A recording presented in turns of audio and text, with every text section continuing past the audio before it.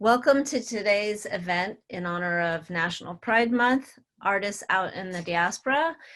Today we're going to be interviewing and being in conversation with Shireen Rahimi and Hushidar Mortezaie about their work and their collaboration together on a program that you're going to get to see in the form of a video of a dance performance and an artistic collaboration between the two of them. I want to thank especially my co-presenter, Diaspora Arts Connection. This is a collaboration between the Center for Iranian Diaspora Studies and Diaspora Arts Connection, and a big shout out to my colleague and friend Nazi Kaviani, who conceived of this wonderful idea to acknowledge members of the LGBTQIA community in our own diaspora.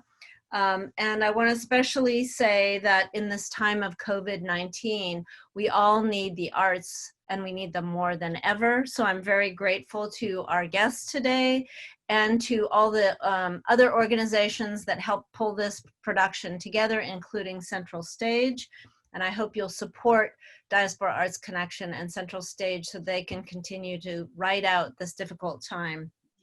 Before I introduce the two artists, I also just want to give a shout out to San Francisco, the city and county of San Francisco that proclaimed June out in the Iranian Diaspora Month.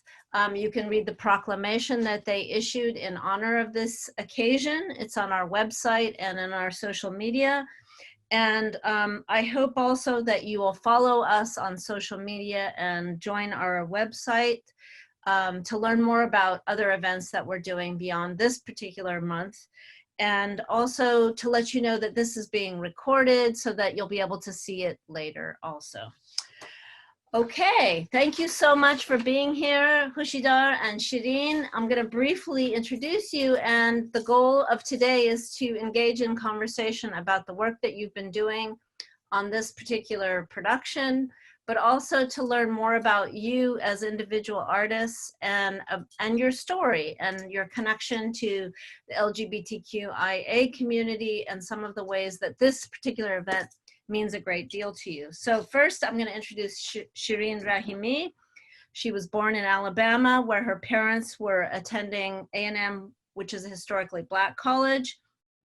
They left in 1983, went back to Iran, and then, like a true diaspora family, they lived in Pakistan, Spain, Mexico, and eventually got political asylum in the US. And she grew up in Alabama and eventually came out to California. Her life as a dancer, if you will, is part of the language of her belonging. And also it gave her a voice in which to express her identity and all the ways she both belonged and didn't belong. She is a choreographer, and she's developed her own relationship with dance through studying Persian dance and has been a member of various dance troupes on the West Coast.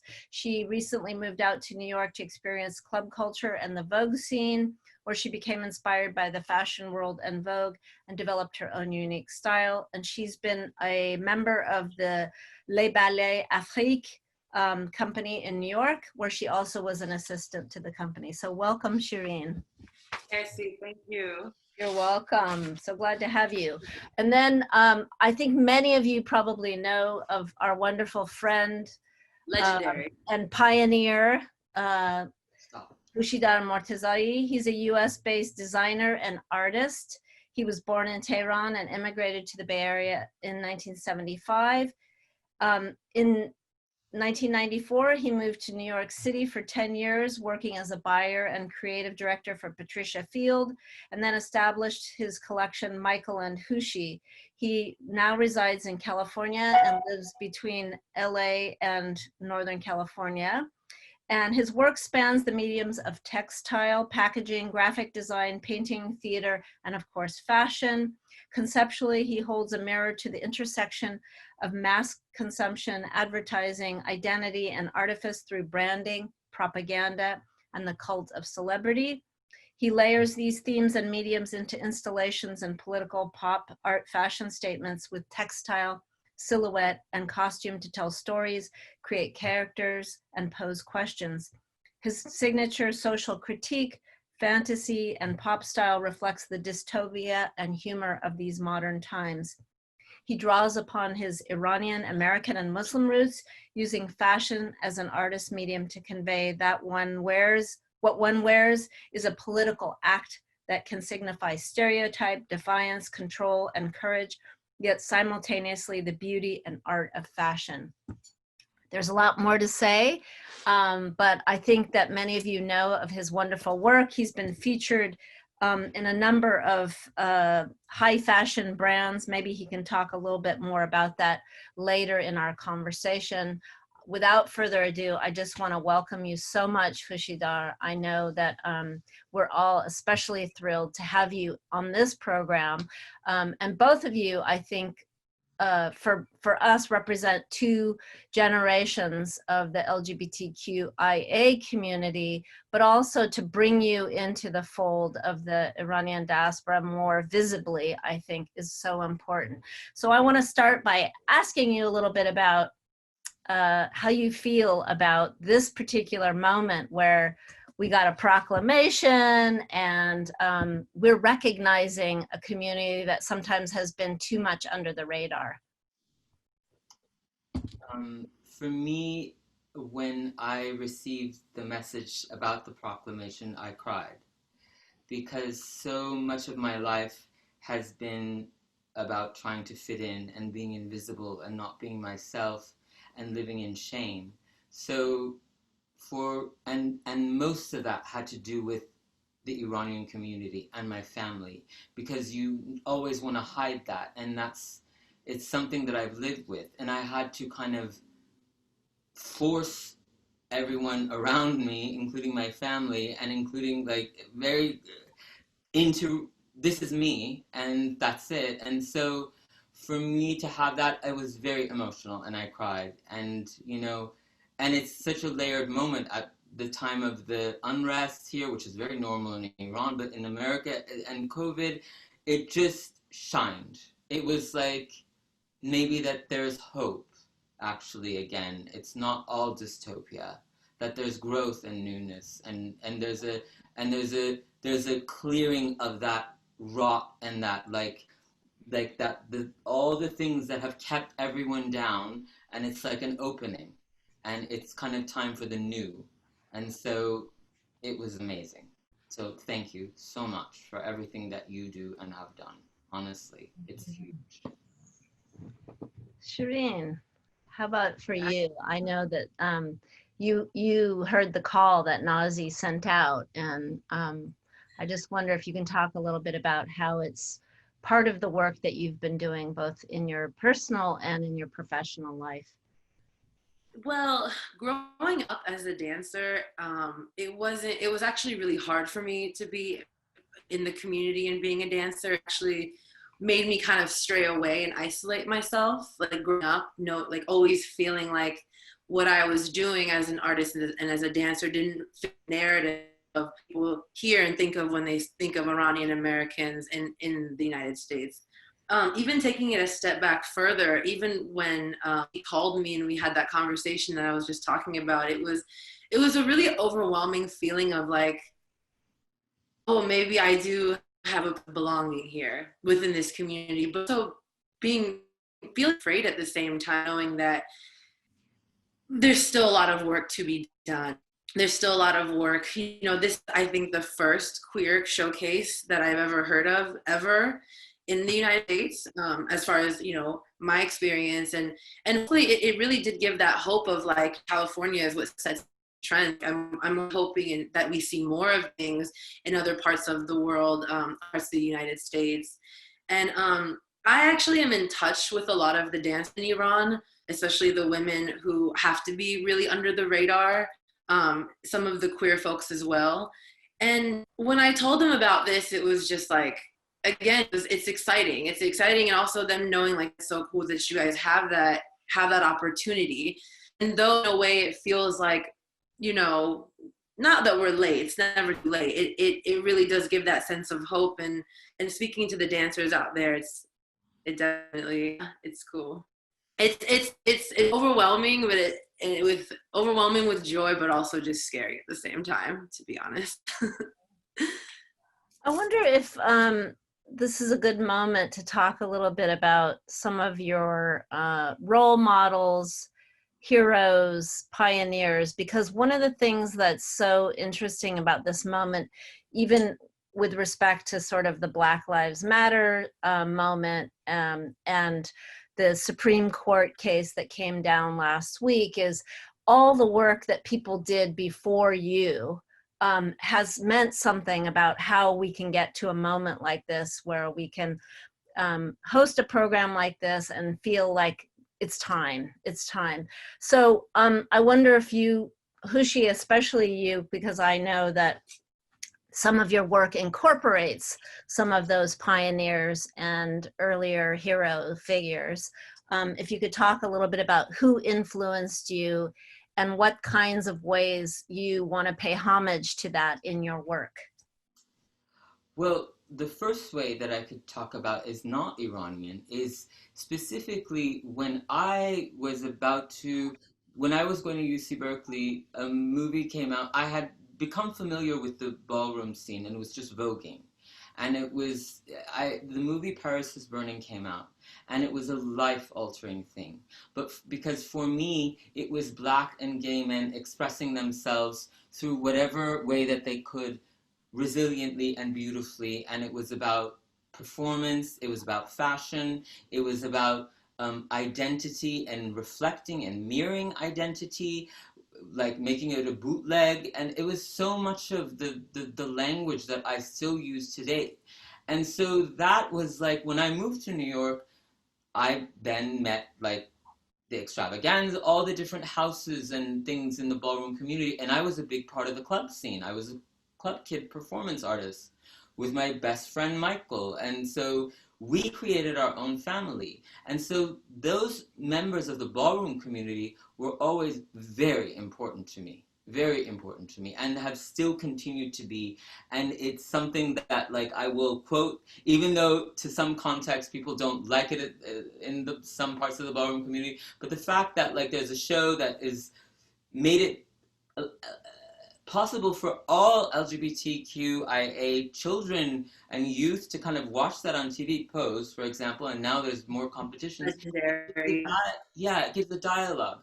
As far as Iran is very tricky because LGBTQIA, it's a Western construct. It's so much of a language that's very steeped in, it's freedom, but it's also steeped in, you have to identify yourself. First, in Farsi, we don't have any pronouns that signify male or female.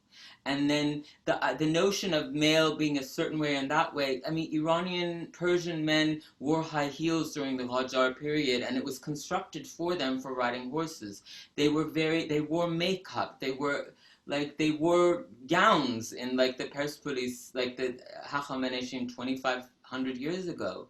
So when we fast forward to where like Arab influence and Western imperialism, they come forward, we have certain figures. One of the figures that honestly, when I was a child, I was not into at all because I liked fairy tales and Japanese animation and pretty lovely, was Feridun Farrokhzad. And I didn't know about him, but I learned about him. And I'm just gonna, because it's important to homage our ancestors, he's the satire.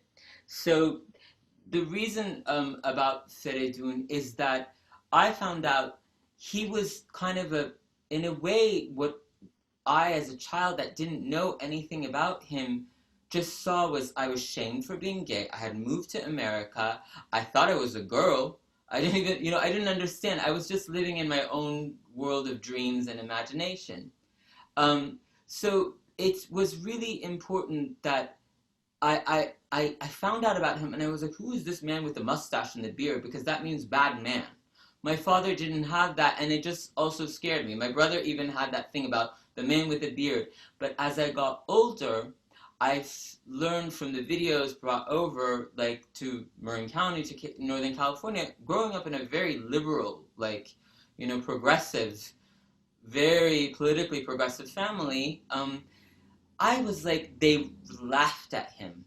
he was a minstrel and he was a clown, and it was like, I don't want to be like that. I don't want to be like that. Like later on, it was like the leather queen with the handlebar mustache. There were so many categories and prejudices that were put upon him and me and from the Iranian community that it took me forever until, like, you know, I graduated high school, and then I thought about him again.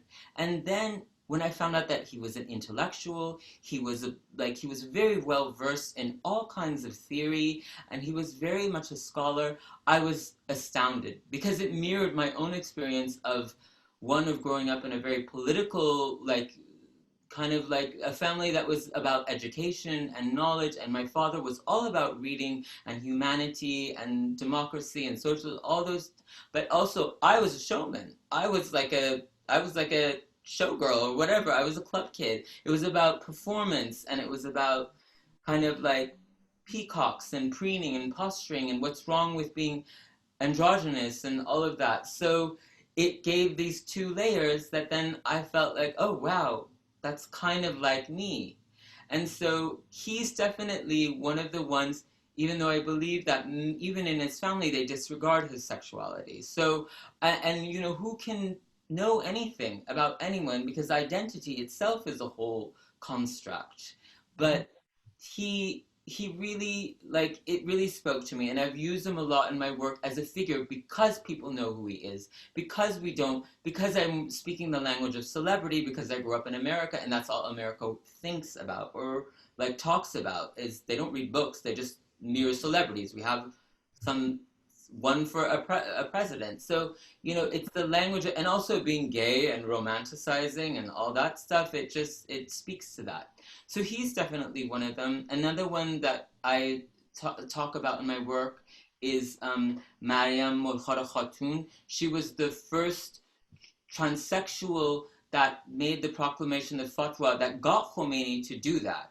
And that was that was much bigger than Farrokhzad. That was like something that actually allowed transsexuals to exist in Iran. So, I mean, there's others too, like, you know, people don't talk about it and no one can confirm it, but my hero of all heroes, I would say, is Sadegh Hidayat. And many people, especially in the queer theorist community, believe that he was, the Bouffecourt was because he was so horrified that he had to, like, have sex with who he didn't want to have sex with. And then we reach the one that I can't talk about because he would kill me if he was alive, is Reza Abdo. He was God. And he didn't pander to anyone. So we have a lot of people that are queer heroes, LGBTQIA, but it's such a culture that it's invisible. You're unknown. Like, we exist, but then we don't exist. And so there's no space, especially when you grow up in America. And then even if you get it like beamed into your satellite television in Iran and you're mirroring society to create your own, which is kind of what I do with Iran, it's very hard. So it's very much being a pioneer, I would say. All Iranian queers are pioneers, you know. Yeah, thank you for that. That was a little much, but it's something very passionate. And I have to just add one quick thing. My brother and his partner is no longer, who passed away. Hassan Haqqani, he started the first LGBTQIA Iranian group in San Francisco, and he's like my hero and mother, and he taught me a lot. So my lineage comes from something pretty awesome from them. So, and my older brother is also queer, and it just, you know, I was lucky. I had privilege in that sense. Thank you.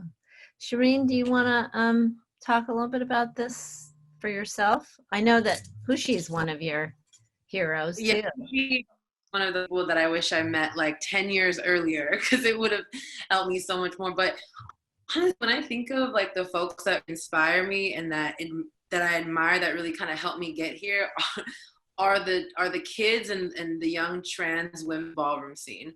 Because me leaving California, me trying to get away from my family, was trying to get away from that rejected me. So me going to New York, it was like, one thing in New York that they always say is where, like, that's something you hear in California all the time, is where are you from? Where did you come? Where's your family from? And I always had to be like, oh, I'm Iranian, I'm Persian. And I was like, what is that? oh, I can't see it, like show that. It was, you were born a woman. Why are you so afraid to be who you are? You get out and walk these streets, no one's gonna come at you or harass you. Like, they really made me look at myself and find that confidence in myself and how to wear that mask, even when I know I'm not really feeling it. The ballroom scene really is what, like, I feel like helped me build strength into be like, when I'm not the most confident person, I'm still not the most, but being around them and having them as my chosen family, I feel like kind of got me to the point where I face my family and my relatives and be unbothered and say, no, this is who I am and this is how I am, and to explain myself. That's one of the people that really inspire here, I think, of the kids and the trans women of the ballroom community, especially my what I consider my gay father, Omari Orichi now. He is somebody that he is the son of Marie Bass Wiles, and that is the first woman to bring West African to the West Coast, or to the East Coast, I'm sorry. And she's a pioneer of West African dance, and is very strictly Muslim. And, you know, Omari being a kid that came up in both traditional West African and then is what is now considered a legend in the queer, in the Vogue ballroom community. He had to really go through, like, he had to really early at an early age had to say, this is who I am, was ultimately rejected for it, and still continued to live his truth and fusing these two cultures together that would otherwise never be together, and ultimately got a lot of backlash and got a lot of threats and didn't like it, but still continued, and now is like living his truth full time. And again, it's like I look at these folks and I see like the strength that they had to have to family and face their truth at the same time, and that's something I still struggle. I'm like, you know, getting around to ultimately. And that, and my father, because my family, you know, when they came to America, they took the time to study all the religions and lifestyles, something they otherwise didn't know much about. And my dad actually became Buddhist, and he instilled in me, he was the one that was like, love is love, and that's it. You explain yourself, that is all you need to know, is that love is love, and just go at and go with what feels good, and no one can question you. You can just live life and live your truth without having to explain. So I got really lucky. My dad was really cool. Excellent. But yeah. Those are my role models. And Hushi, of course. I said Hushi, of course. Yeah. Well, that's a really nice segue into a kind of next question I have. And I think it might lead into you introducing your collaborative work on this project, is to talk a little bit about the ways in which you have either returned to or drawn from your Iranian artistic roots, not just for this particular thing, but, you know, clearly when you're living in the United States, you're breathing the oxygen of the arts and culture here, but both of you have a strong rooting in your Iranian heritage, your Iranian cultural heritage, dance, and you, Hushi, with visual arts. So I wonder if you could talk a little bit about how that Iranian cultural heritage grounds you, but also you're fusing a lot, and then maybe talk a little bit about this project that you've done together. So, so I grew up doing classical Persian and Bandari dance every year for the Eid celebration, for Nowruz in Alabama. And that was actually the first dance style I had ever learned. When I moved to New York, like I mentioned, people were always asking, they're really curious to know where you're from, where's your family from, what language do you speak, what does that look like, kind of thing. And this was during a time where I left California trying to avoid everything of where I was from and what I was raised around, because yeah. So, you know, when I got there, one thing I quickly learned is that there's a similarity in Persian and Vogue femme in classical Persian, which we call the flick of the wrist, right? There's a flick of the wrist in both Persian and in Vogue. So what I am known for in the ballroom scene is the hip hop Persian Voguer, because I'm known to have fused my classical Persian experience and my classical Persian dance with my hip hop, with my Vogue. And even taking it a step further, because in ballroom, like Hushi is the first Iruni in the club kid ballroom scene. And there's not many in between that. So me coming into the community, it was, again, people were asking, where are you from? So in the categories in the scene, so my category is performance, which is Vogue.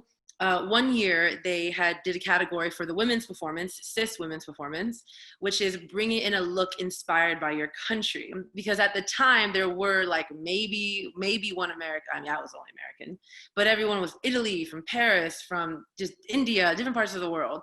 And I remember people being like, oh yeah, you're Persian, so you guys are religious, you just wear all black from head to toe, that's all you do, right? And I'm just like, no, that's not what it is at all, actually. And it actually inspired me to say, okay, I want to take this a step further. I'm going to wear the all black head to toe, but with the intention of ripping it off in the middle of my battle, to say, this is how you think of us, but this is actually who we really are. We're artists, we're dancers, etc. And what's interesting is when that video, it went viral, it went really viral, and the person that posted it, they captioned it. This was their caption. When you were sent to bomb Vogue nights, I think I actually said when ISIS was sent to bomb Vogue nights, but they slayed instead. That was the caption. So ultimately, when that came back around to me, I was like, oh, I'm not sure if I'm supposed to be flattered or offended, but I think what you meant is this is what you think is gonna happen, but this is what you ended up getting. And that kind of created the whole conversation like around just like queer Muslims within this community that ultimately there's not many. Because when that video went viral, a lot of queer Muslims from around the world had reached out being like, it's so cool to see this representation, because it's not something you see, let alone talk about. And so yeah, just really fusing it in with like my costumes and my actual dance style, and ultimately representing not just for myself, but other queernies like me, like Hushi, and ultimately us wanting to create space so these other artists can be heard and come and perform and slay, right?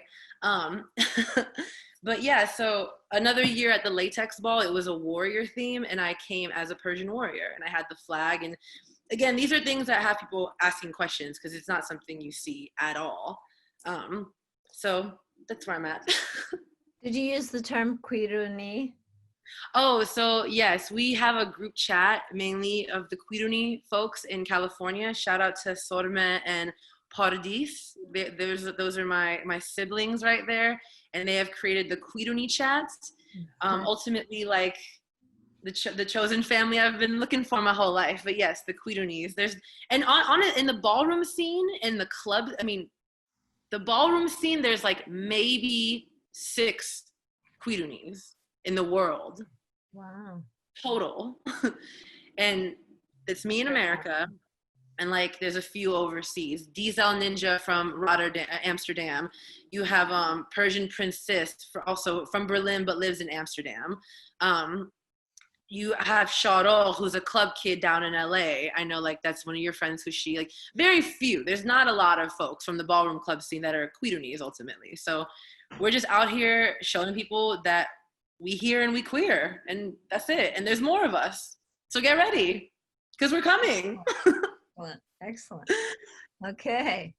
Hushidar, can you talk a little bit about some of your fusion of cultures and the work that you've been doing for a long time in your clothing and your costumes?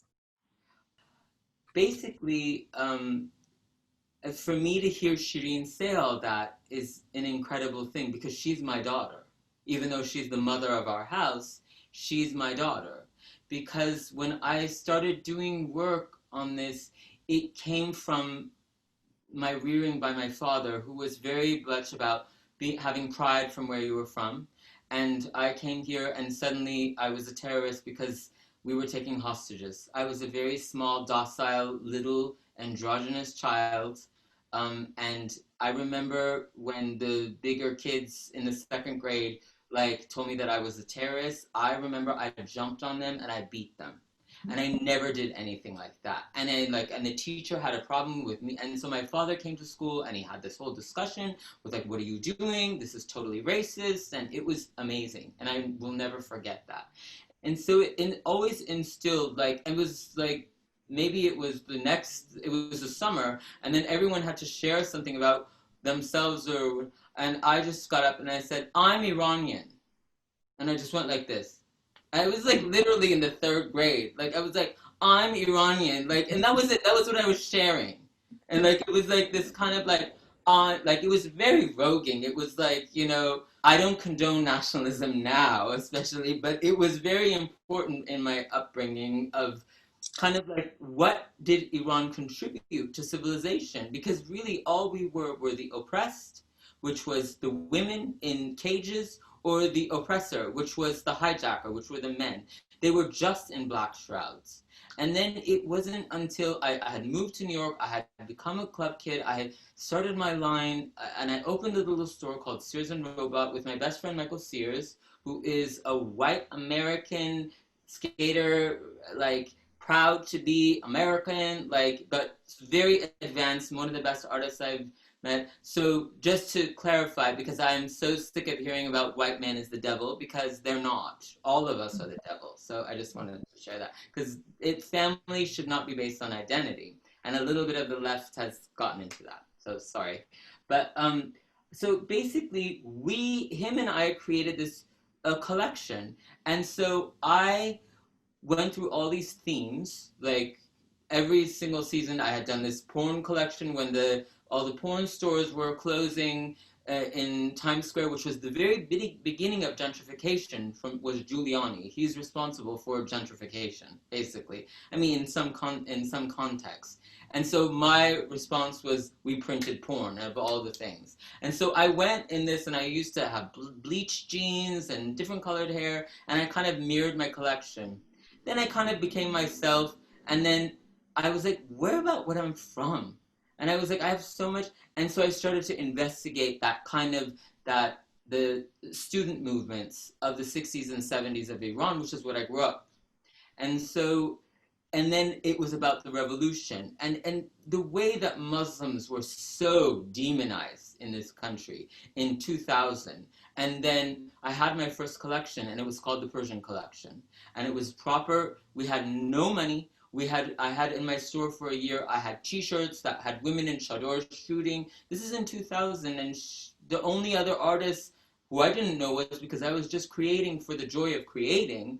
I didn't have anything about the art world. The art world didn't mean anything to me. I just wanted to bust a look. And so they said, oh, Shireen Nishat, and who is lovely, and I know Shireen, but there was not many people doing this. And so I had this show.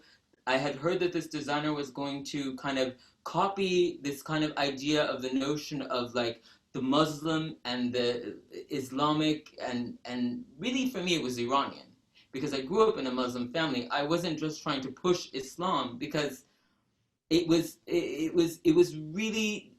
all levels. It was about how women are commoditized in Islam, how women are seen as through the lens of the West that are Muslim. It's how women have been repressed, and it was everything about women, but also that kind of ballroom culture. It was about showing a really glamorous, ferocious Iranian woman who was powerful and who had to say Bokosh Bokosh kon.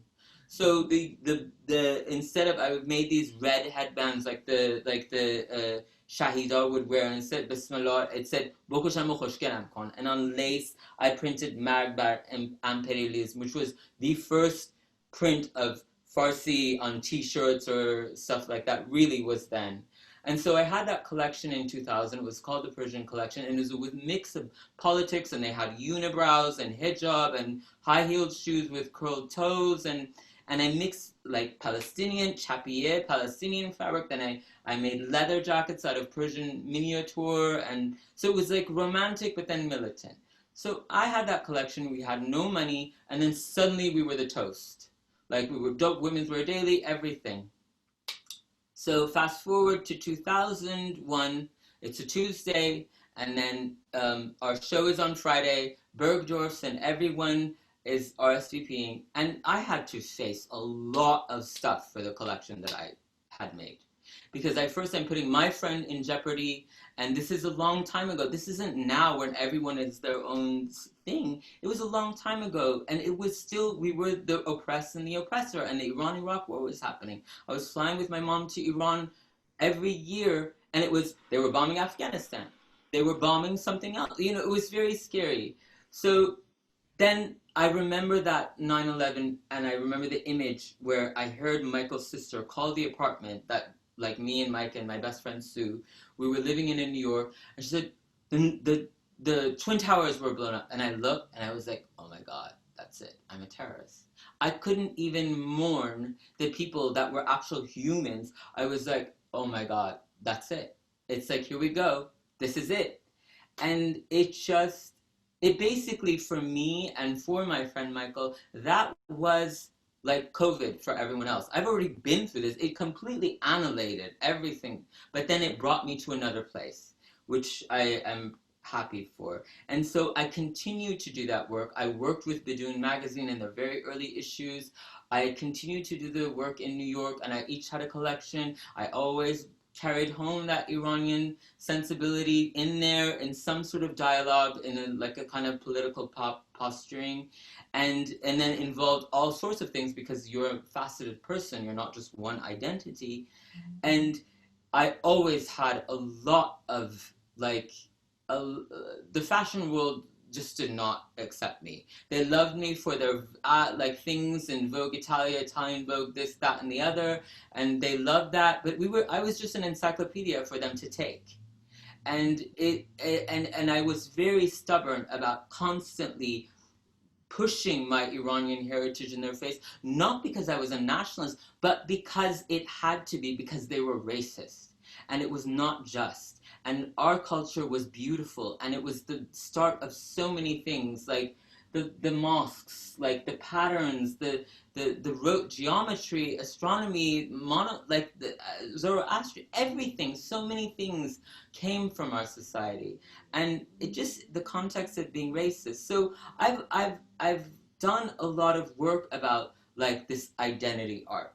Now I'm like, I want to throw up at it, and so that's where I started doing like barf. I took the detergent and says Orientalism makes me barf. But in a bigger picture, now we're in COVID and we're in this. It doesn't matter. It's like, I don't care about art jargon and like that kind of like that talk right now, because it's totally privileged. It's not about people that are suffering. It's not about people that need to be resilient, but we need to be a little less identity based so that maybe we can all just be and exist. So, I mean, that's a large part of my work is about that. And the reason for me why to bring it to the LGBTQIA community, when I was scared to like publicly come out, because I wanted to go to Iran. But then at some point I realized that it wasn't possible for me to go.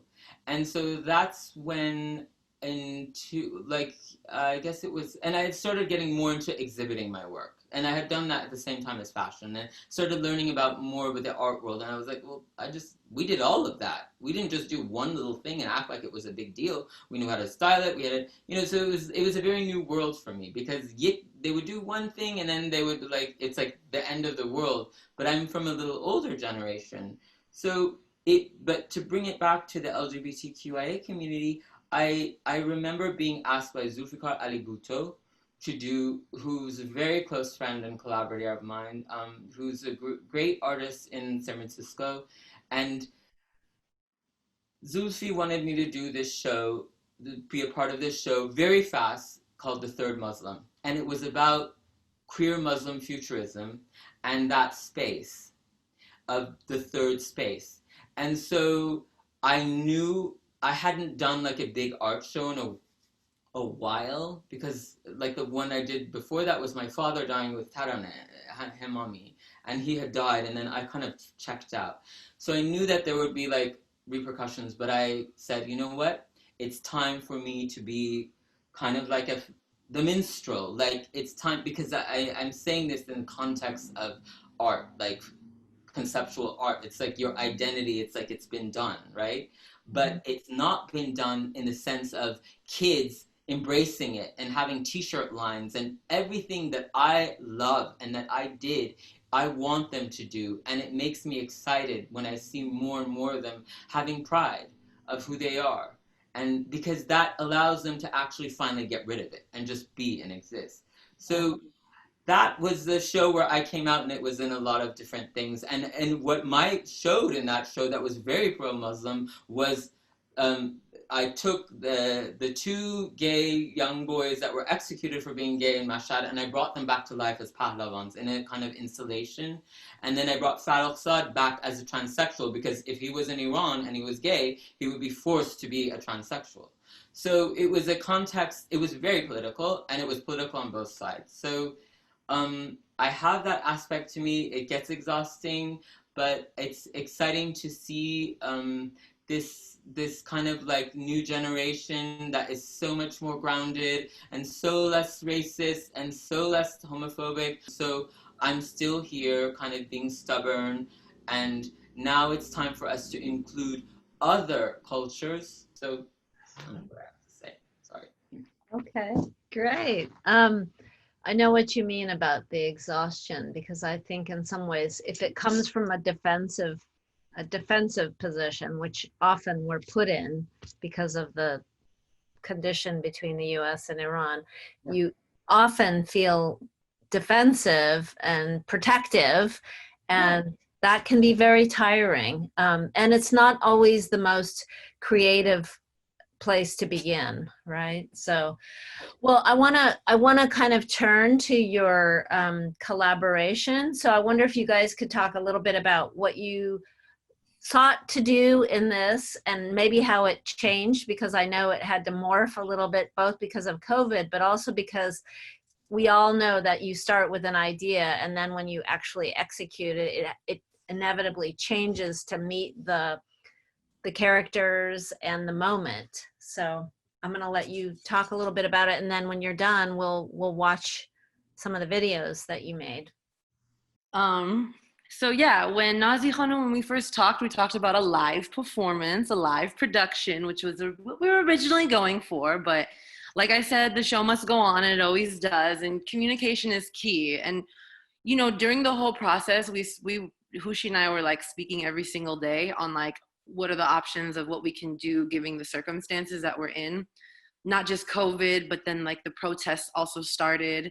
And it was actually, for me personally, really challenging to even like focus, considering that like I felt it was also my role to make sure that us as dancers and as voguers, and Vogue and dance always being a form of protest, that we are also out here and making sure that we're representing not just for Black lives, but also all Black lives, LGBTQIA Black lives, especially trans Black lives that are not being mentioned in any of these, not any, but a lot of the conversations happening, a lot of the protests, a lot of the trans names were not being mentioned, they were not being named.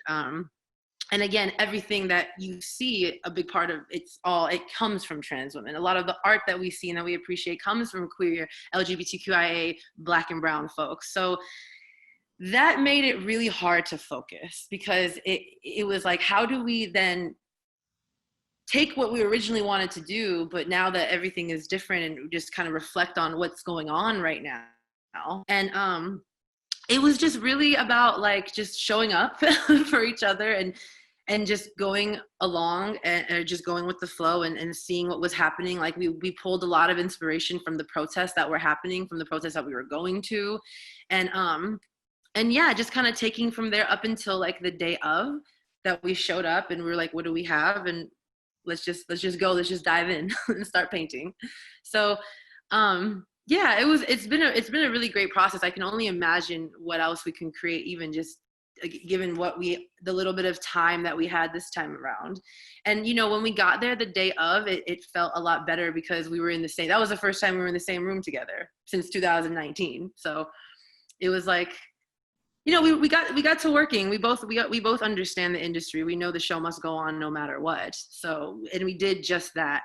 And also really focusing on the kids and the kids' stories, and less about ourselves actually, and more so just getting them there and being able to tell their stories, and how this all relates and all that jazz. Did you have a kind of story vision that you brought to it and then, you know, it changed? Or did you kind of come to it more spontaneously? I think for me, actually, I think I came to it more spontaneously because I had an idea of what I wanted to create and represent. But again, it was kind of going and following the energy of what was going on during that time. And again, Hushi and I not being able to be in the same room together. So, and a lot of my work in general kind of goes like that. I just kind of feel when I teach a class, I just kind of feel out the energy when I get there versus choreographing before I get there.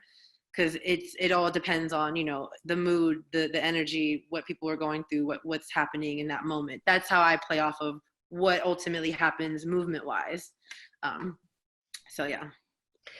Hushidar, I want you to talk a little bit about some of the costumes that you specifically made for this, because I think implied in that is part of the story that you brought to it, and the kind of conceptual, like, without having a specific set, in a way, the costumes provide the kind of set for the whole story. So maybe you could talk a little bit about what you brought to it and how your costumes kind of evoke some of what you were trying to capture. Yeah, thank you, Shireen. Everything you said was just lovely. What was important for me in context was the kids, the children, and these young dancers and these young spirits. And I wanted to make them shine, and I wanted them to feel unbelievably amazing and like just like glorious heroes. And so, because of the fact that we have been going through COVID-19 and at the same time Black Lives Matter, and it's so charged, it was so unknown because, first place, it's like you're being killed for your skin color, which is the usual here, and then you're just invisible. It's an invisible like killer out there you don't know, and so racism is at a high level, and so it's unknown. And then I see these kids, and then I compare them to like LGBTQIA in Iran, who just march forward and they go forward into this unknown, and they're very valiant. And I really thought about also our audience through the Iranian diaspora, and I was like, wow, this reminds me of the Shahnameh. Because in the Shahnameh, and it's amazing that I found out that your other artists, incredible artists, there's some sort of a kind of a dialogue without having a dialogue. But for me, in the Shahnameh as a child, it was all jinns and it was the divs. And so basically, when you really study the Shahnameh, there was, I can't remember his name, Akhravan or Qairavan, he's black. And then it's Rostam killing the black this, or Rostam killing the black that, or, you know, there's a little bit of like, I mean, it's an older time, we can't be like, call out culture politically correct for back then. It's totally ridiculous to do that. But it just was, I wanted to reframe these dancers and these artists as heroes, and also at the time of Pride. So one of the original prints, hopefully this doesn't fall, that I had made was a camouflage, and this is called the Diva Sefit, and if you see, that's the Diva Sefit.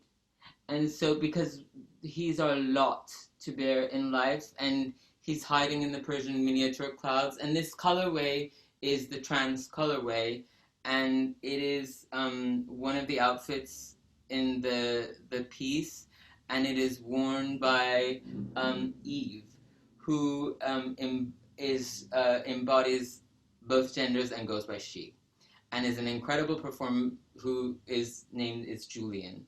And so this was one of the ideas, and another really, for me, one of my favorite pieces that I created before then, and I was thinking of the dancers. And there is a particular dancer whose name is Jinn, and Jinn is non-binary, and Jinn's background is Chinese American. And for me, the aesthetics and the decorative and the great wealth of culture that China has is so exquisite. And then the idea of COVID, and then this new racism of Trump about kung fu and all this stuff, I thought about the bat, and the bat, and then so this is hand painted metal mesh. That's the armor, and then these are like kind of like chinoiserie kalamkari, but there are two layers. Like it's a bat, and then this is an amoeba that I drew of the COVID virus. So it kind of embodies like a step forward. It's a communication of 2,500 years of civilization talking to 5,000 years of civilization, because they were way before us, so we can like shove it. And the great like kind of homaging China and our relationship, and this whole look is called 5,000 thanks, because 5,000 thanks for calling me for blaming your disease on me, and et cetera, et cetera. And this is the mask, because masks were very important in my work for so long, and especially now, although it's like everyone has to wear one. This is based on Chinese opera, and in Chinese opera, the white face is the old guard that has to go, that's very judgmental.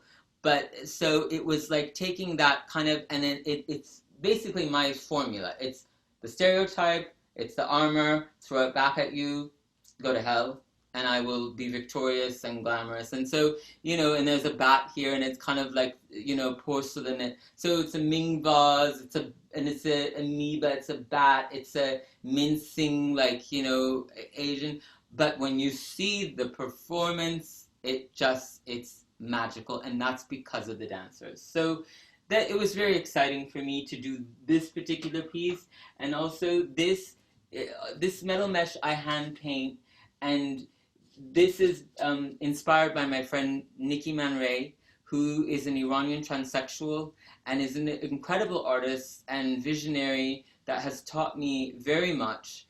And I wanted to pay homage to her, and also transsexuals and LGBTQIA in Iran. So these are inspired by the domes of Esfahan, of the masjids. So I very laboriously hand painted with automotive paints all this, and so it was like kind of elevating like these women, and regular women too, like my mom and you, and like the Wonder Women elevated to their as sacred and more sacred than the domes. Astaghfirullah. But so there's a little bit of a context in there.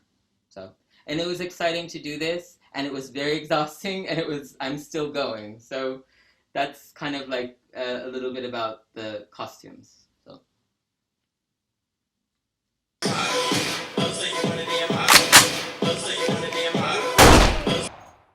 Welcome to the Destruction Ball. We honor the past, however we destroy it, to make room for the new. Tonight will be sickening. We are showcasing the up-and-coming children.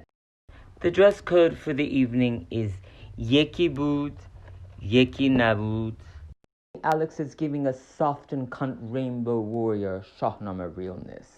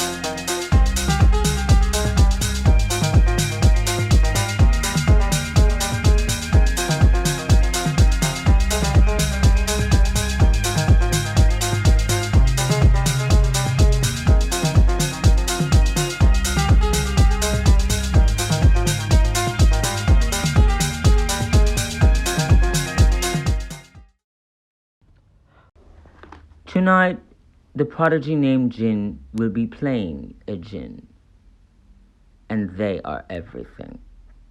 When 2,500 years of civilization communicates with 5,000 years of civilization, they own everything. Everything is theirs.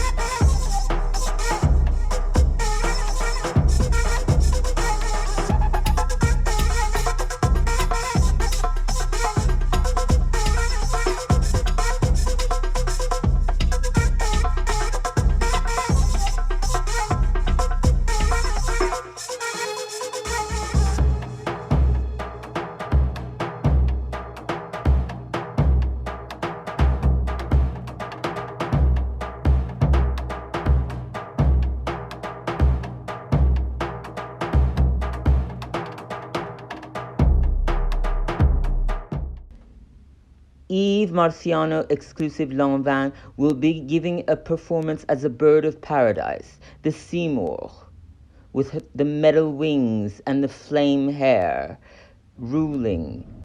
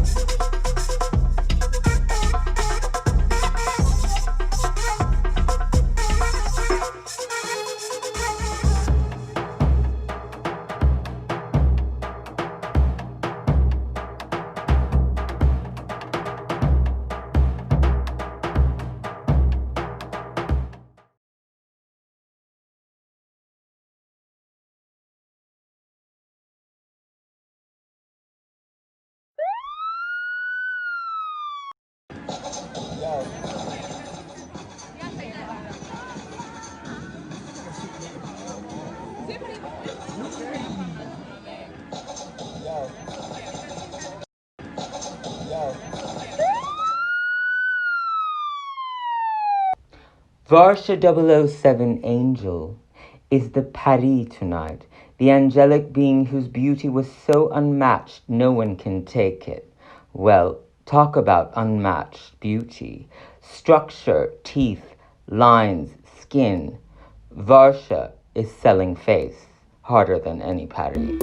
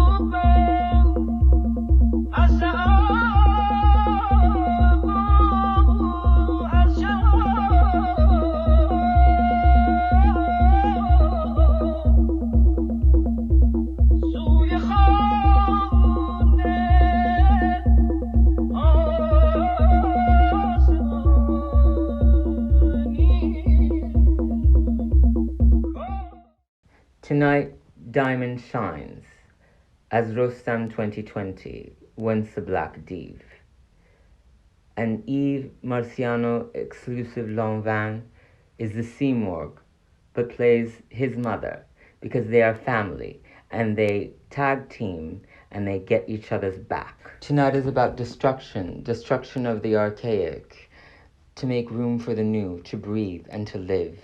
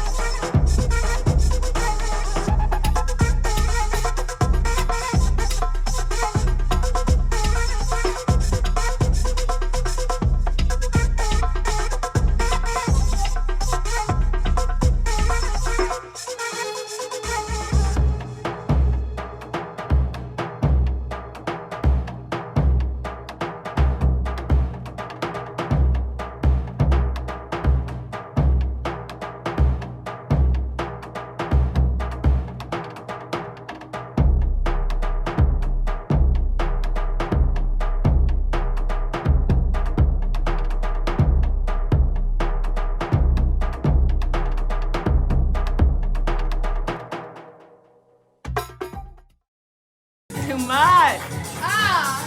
I'm living. I'm amazing. Oh my god, yes, I need them legs. This is, oh! Wow, that was fantastic. I see all the elements of the conversation being evoked in that movement, in the costumes, in the dancers' bodies. Beautiful work. I wonder, I'm so curious about the music and also the choreography. And I mean, especially because you guys didn't have an opportunity to really like physically try out these things. How did you do it in essentially what was 2 days? So maybe you could talk a little bit about the process Shireen, you wanted to talk a little bit about the process, and I feel like we touched on it a little bit, but I see a lot that's not been addressed yet. Yeah, so Vogue is a freestyle dance. Vogue came from shade. It came from throwing shade because the community had to create their own scene, their own ball scene, their own community for them to come together and to feel like they are able to be themselves and flaunt who they are and just feel accepted, because in the real world they weren't able to do that. They weren't able to just walk around the streets and be themselves. People were being shady to them. People threw shade at them. So voguing came from the idea of throwing back, right? So I say that to say it's a freestyle dance. It's a dance of resistance. It is a dance of protest. And one thing we originally wanted to do was to choreograph. I wanted to really do a choreography piece, but again, considering the circumstances with COVID, not being able to get into space, we then were going to just choreograph when we got there. But, you know, as I was saying, a big part of creating for my process, and I think Hushi too, is just kind of going with the flow, feeling the energy, seeing where people are. And it wasn't until we got there that we were figuring out what we were going to do movement wise. So my part in this wasn't so much being a choreographer, it was more so directing alongside Hushi of like what made sense for what they should wear, what they can move in, what are they even comfortable doing right now, how does this relate to what we're to do. That was a big part of our process, like I said, figuring it out as we went along, and also when we got there, like centering around these kids and also what's going on with the world and the protest. This is a Black art, this is a Black gay art, so it's important that we remind ourselves we're not just going to come and choreograph. This is an art form that is of resistance, a form of protest, and these kids have their stories and within their own journey, and it's best that we spotlight them. And for each individual one, we were like, okay, like Alex, for example, who did the floor performance, like his knee is messed up. We knew he couldn't do that much stuff. When we got there, we're like, okay, let's just kind of direct him of what he can do on the floor, like just stuff like that. Really just feeling it out as we went along, Hushi and I bouncing back off ideas off of each other and whatnot. It's a great source of joy and pride of those dancers and children at what they achieved. And it makes me so happy to see that, because for me, it was really important to showcase their work as great performers. And that's why that kind of like that space with that spotlight on the carpet and that kind of like, it was a showcase. And to have them, it's like taking their work very seriously, because they should be, because it's a beautiful art form and it is all improv. And, for me, it was a real labor, because I'm bringing all these clothes and then trying to make it all work and then having to do stuff last minute. It's like a fashion shoot. I've done millions of them for different magazines. You can you can make everything that you want, that's like, and then have this idea, but then in the end, you have to make it work. Just like editing the video. So like it was, I'm so happy to see that like they were able to shine and they felt beautiful, and it all kind of worked together. And also, as I was doing this, I thought about the Shahnameh. Like everything came at that last minute, And so it was like, oh wow, this one is the Seymour, because the Seymour inhabits both spaces and is a very fiery character, but then is misunderstood. That one is the wounded soldier that's come back to life from Farrokhzad as the kind of like Esfandiyār. Then there's more. There's another there's more. This is a preview where I have a div, a Black div as a Rostam, and with the Seymour together, they're a tag team. And then, of course, there's the Jinn, and then there's the Pari, the who is just sells face so hard, it's unbelievably. It's like that individual is the most beautiful being. It's like haunting. So, and that's very fashion, and that's very much ballroom culture. They're all categories, and it was so exciting for me to like have some of that with my this classical, ancient, like kind of like decorative, and combine that together, because it was destruction. because I wanted to destroy the Shahnameh. That's why there are all these rips in her headpieces and the clothes, because it's like kind of the annihilation of what has been and allowing it to be like something else and giving it to the future. And so that is what this piece was for, really, and what I realized more and more, because of course your own needs and your own ego and wants comes into the picture.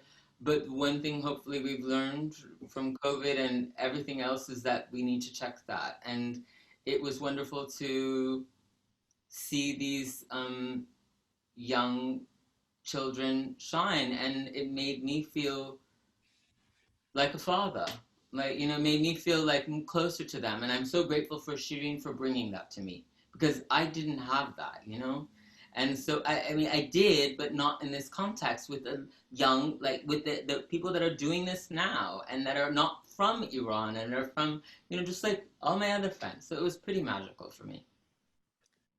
I just want to say how beautiful it is to think about, you know, that sort of reinvention, sort of the scattering, the literal scattering of culture, as in a diaspora, you know, where people take things with them, but then they have to reinvent them in order to keep them vibrant and alive. And I love that you're both doing that in the visual art, but you're also doing it as a kind of message in the dance, this idea of playing with these tropes of, you know, good and evil, dark and light, and also infusing it with this particular moment of COVID, the Black Lives Matter, and of course the sort of vilification of the other, right? Which in some ways speaks to your attention to the div figure, which, as you pointed out, Mokhtar, in the piece that he did last week for us, he employs the div as this sort of abject other, but which gives power, right? It's a superhero figure also, because these divs change into things and they have supernatural powers. So I love how the Shahnameh is this wellspring for many, many people, and it's open to that. And also in this kind of new context in which you're using it, it invites people in to rethink how a very old myth or storytelling tradition can be redeployed in this real moment when we need story, right? We really need to tell a different kind of story because we don't know the answers, you know? Yeah. Thank you. That was just exquisite and wonderful, and to be engaged with you and be in conversation with you about your process. And I thank you so much for all the incredible hard work you both did to make this possible. And really thank you to Nazi also for kind of orchestrating so much of this. I think we need in our diaspora context new ways of telling stories, and also ways in which we pay our respects to the ancients and pay our respects to those traditions, but are not afraid to welcome newness and change, and to also think about the ways in which there's an open door for others who maybe haven't had a voice. So I also want to say thank you for you, especially Hushi, because to me you are a pioneer, and you've paved the way for lots of other people to feel seen and heard and recognized. So thank you for your vision, and thank you, Shireen, for bringing your vision to his vision, because I think that's what makes for freshness is collaboration. So thank you again. I think we'll leave it at that, and we'll be delighted to share it with a bigger audience in the future. And I say stay tuned, because this seems like a much longer process, and a much longer piece is kind of opening up before my eyes. So do you want to add anything, the two of you, besides Happy Pride Month? And Happy Pride! I want to say Happy Pride, but I also really want to speak to the fact really quickly that what Shireen said is the whole point. This entire thing is from Black trans lives. and that's who reared me. I was reared in New York by like, Same. and so it's like that's where all of it comes from, and to share that with the Iranian community, that's the best thing ever. It's so, it's very layered and it's very emotional, and it was a lot of work. Just let me say that again, but it was so worth it. And Persis, thank you for everything that you have done, and you've allowed us to have a voice and a place and do it without saying anything, and let me just do whatever the heck that I want to do, and to trust, because it's so important as an artist to be able to be trusted, to know that you're going to deliver the work, although it's the last minute. So thank you for Thank you guys so much. Thank you. and Seriously, so much hope. We hope to do it again in person with you. Inshallah. Yeah, inshallah. So thank you Inshallah. again. Thank you so much to our audience for being here. Thank you to Diaspora Arts Connection and Central Stage for making all this possible. And a special shout out of gratitude to all your dancers. Please name them for us. Alex Angel 007, Diamond 007, Jin Lee 007, Angels, Eve Marciano X Lavin, and Varsha Angel 007. Thank you so much to all those who participated and made this possible. And right after this live streaming, you can watch the entire video, complete with all the bells and whistles. And we hope you enjoy it, and happy Pride Month. And thank you again to all of you for making this rich and very fascinating conversation possible from your various homes. And stay safe and wear your mask. Yeah, show us your mask, Hushi. We'll go out with that. Get up close so we can see it. It's a very famous poem about control and men that control, and just getting past that. Thank you very much. Bye. Bye, everyone. Okay.